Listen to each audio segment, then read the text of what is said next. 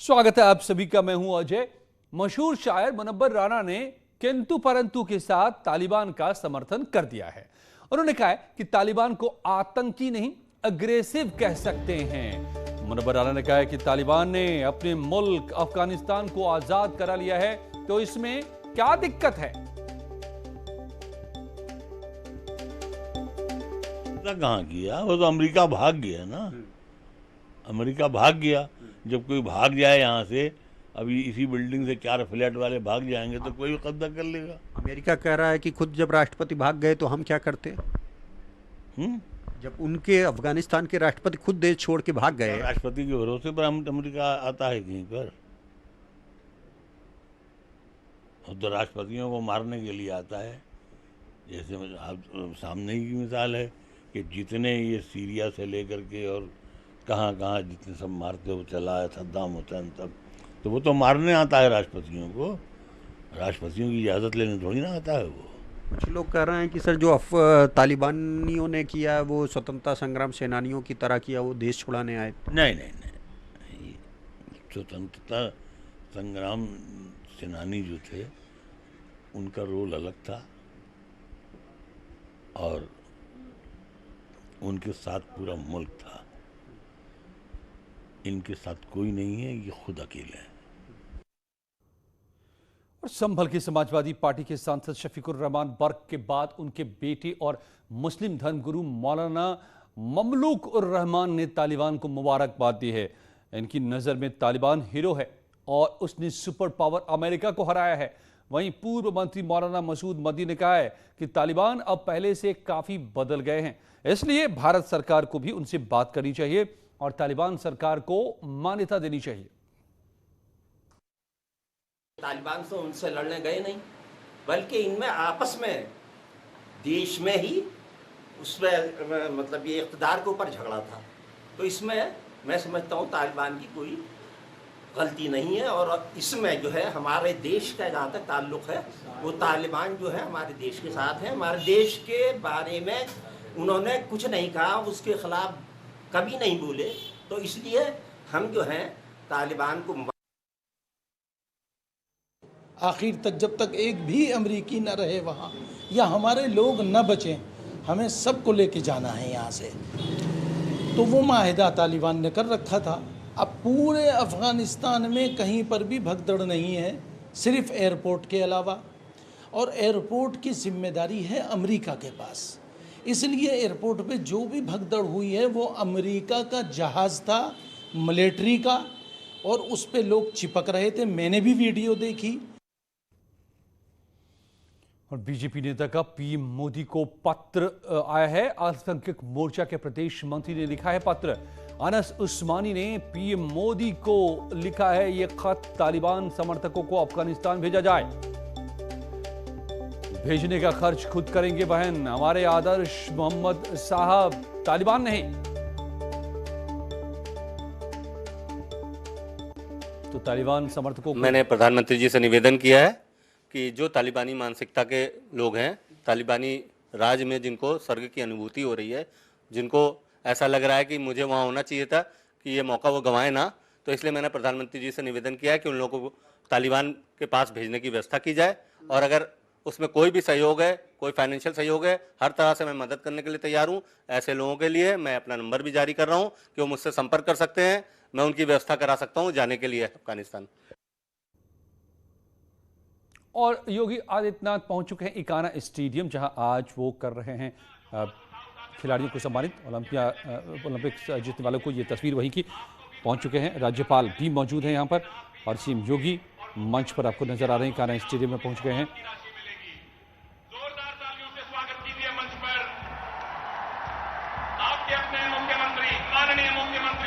केशव मौर्य भी मौजूद है, डिप्टी सीएम, और तमाम खिलाड़ी भी दिखाई दे रहे हैं आपको। गोल्डन बॉय नीरज चोपड़ा से लेकर रवि दहिया और तमाम खिलाड़ी मंच पर। सीएम योगी आदित्यनाथ, उनके साथ राज्यपाल और डिप्टी सीएम केशव मौर्य, और ओलंपिक्स में मेडल जीतने वाले तमाम खिलाड़ी कल प्राइम मिनिस्टर मोदी के साथ थे ये खिलाड़ी, आज सीएम योगी कर रहे हैं सम्मान मेडल जीतने वाले और तमाम और खिलाड़ियों को भी। माननीय राज्यपाल महोदय, माननीय मुख्यमंत्री जी, इकाना स्टेडियम लखनऊ की तस्वीर, लाइव तस्वीरें आप देख रहे हैं जहां पर पहुंचे हैं अभी सीएम योगी और तमाम मंत्री भी मौजूद हैं। यहां पर सतीश महाना ने आकर अभिवादन किया सीएम योगी का। भी डिप्टी सीएम केशव मौर्य भी यहां पर मौजूद हैं। व्यवस्था को सुनिश्चित कर रहे हैं कि सुचारू रूप से चले। ये एक बहुत ही अच्छा मौका है जब हम उन सितारों को, उन लोगों को जिन्होंने अपने कड़े परिश्रम, कठोर मेहनत और यूपी सरकार ने सभी खिलाड़ियों को सम्मानित करने का फैसला किया, इसकी तैयारी हुई है और आज ये बड़ा कार्यक्रम लखनऊ में संदेश के खेल को लेकर संजीता है सरकार। 75 जिलों से, हर जिले से 75 खिलाड़ी और हर जिले से 50 सदस्य।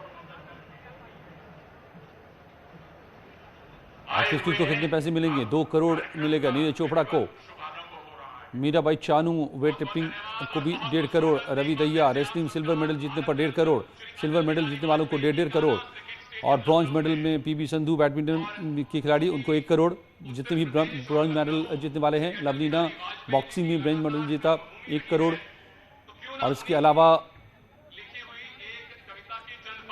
हॉकी टीम को के खिलाड़ियों को 1-1 करोड़, बजरंग पूनिया को भी 1 करोड़ और साथ ही महिला टीम को भी पुरस्कार देगी योगी सरकार। हालांकि मेडल जीतने से चूक गई थी टीम, लेकिन जिस तरह का प्रदर्शन किया उसकी हौसला अफजाई। ये बड़ा कार्यक्रम एक लखनऊ में इस वक्त आप सीधी तस्वीर देख रहे हैं इकाना स्टेडियम लखनऊ से, जहां मौजूद हैं सीएम योगी, राज्यपाल आनंदीबेन पटेल, डिप्टी सीएम केशव मौर्य और तमाम वो पदकवीर जिन्होंने इस बार इतिहास रचते हुए सबसे ज्यादा पदक ओलंपिक्स के इतिहास में भारत के लिए जीतने का काम किया है। उन सबको सम्मानित करने जा रही है यूपी सरकार।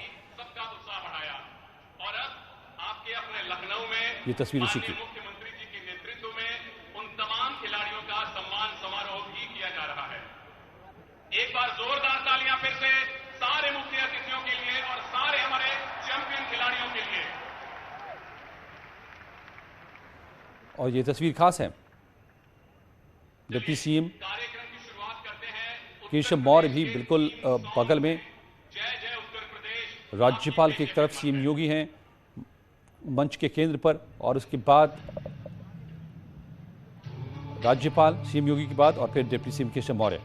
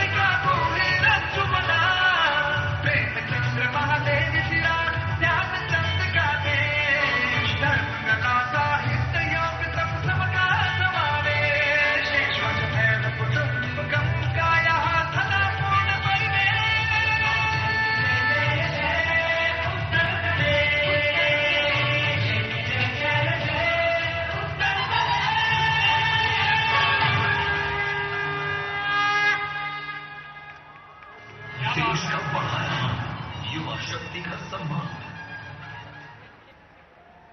भाई जोरदार तालियां नहीं बनती हैं क्या इतने शानदार टीम सॉन्ग के लिए? जय जय उत्तर प्रदेश। और जो शंखनाद अंत में हुआ वो शंखनाद भारत को खेलों के पटल पर भी महाशक्ति बनाने का शंखनाद है।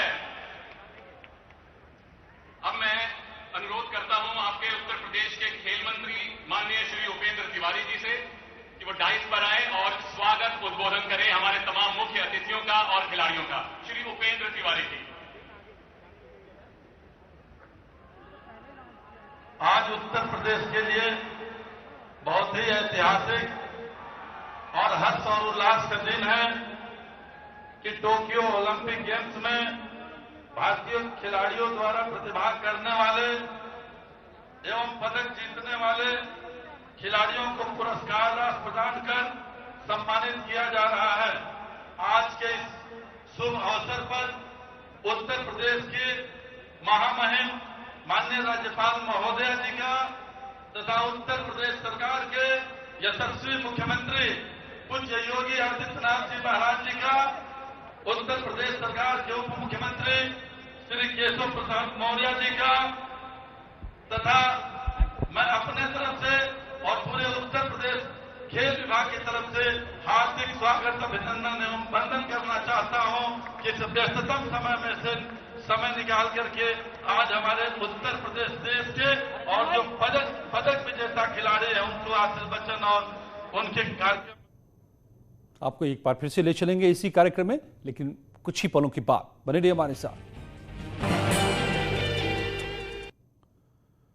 NIET ने कोर्सेज के साथ एक MOU साइन किया है। ग्रेटर नोएडा के नॉलेज पार्क 2 में ये कार्यक्रम आयोजित हुआ। इस दौरान NIET के executive vice president Raman Batra ने बताया कि नई शिक्षा नीति के तहत ब्लेंडेड लर्निंग पर फोकस रहेगा। बीटेक ऑनर्स डिग्री में कोर्सेज के साथ टाई अप कर क्रेडिट प्रोग्राम शुरू होगा। 170 फॉरेन यूनिवर्सिटीज और 60 डिफरेंट इंडस्ट्रीज के सर्टिफिकेशन कराए जाएंगे। वहीं कोर्सेज के MD राघव गुप्ता ने बताया कि हाई क्वालिटी कंटेंट स्टूडेंट को मुहैया कराना उनका मकसद है। तो हमने 4 साल तक का बनाया है। 4 साल के बाद जो डिग्री मिलती है वो तो मिलेगी। ऑनलाइन सर्टिफिकेशंस मिलेंगे, यूनिवर्सिटीज से सर्टिफिकेट मिलेंगे, प्लस चूँकि हमारी कुछ कॉमन कंपनीज हैं जैसे एक्सेंचर है, कैपजेमिनी है, जिनके लोगों की ट्रेनिंग ऑलरेडी कोर्सेरा के प्लेटफॉर्म से हो रही है। हमारे प्लेटफॉर्म पे ग्लोबली काफ़ी बड़ा प्लेटफॉर्म है। 8.7 करोड़ लर्नर्स हैं हमारे प्लेटफॉर्म पे, और उसमें US के बाद सबसे ज़्यादा लर्नर्स हमारे प्लेटफॉर्म पे इंडिया में हैं। 1.25 crore learner, 1.125 crore learners India में हैं। और प्लेटफॉर्म इतना बड़ा इसलिए हो गया है क्योंकि कांस्टेंट फीडबैक मैकेनिज्म है। और यंग जीनियस सीजन 2 पोस्टिंग पिछले साल न्यूज़ 18 और बायजूस की एक नई पहल ने आपको कई ऐसे यंग जीनियस से रूबरू कराया जिन्हें देखकर हम सब हैरत में पड़ गए थे। उम्र इनकी भले छोटी हो, पर जब न्यूज़ 18 के मंच पर इन्होंने अपने बड़े काम दिखाए तो पूरा देश इन्हें बस देखते ही रह गया। कोई मैथ्स तो कोई म्यूजिक तो कोई स्पोर्ट्स तो कोई आर्ट्स, सब के सब निकले अपने फील्ड के जीनियस। अब वही मंच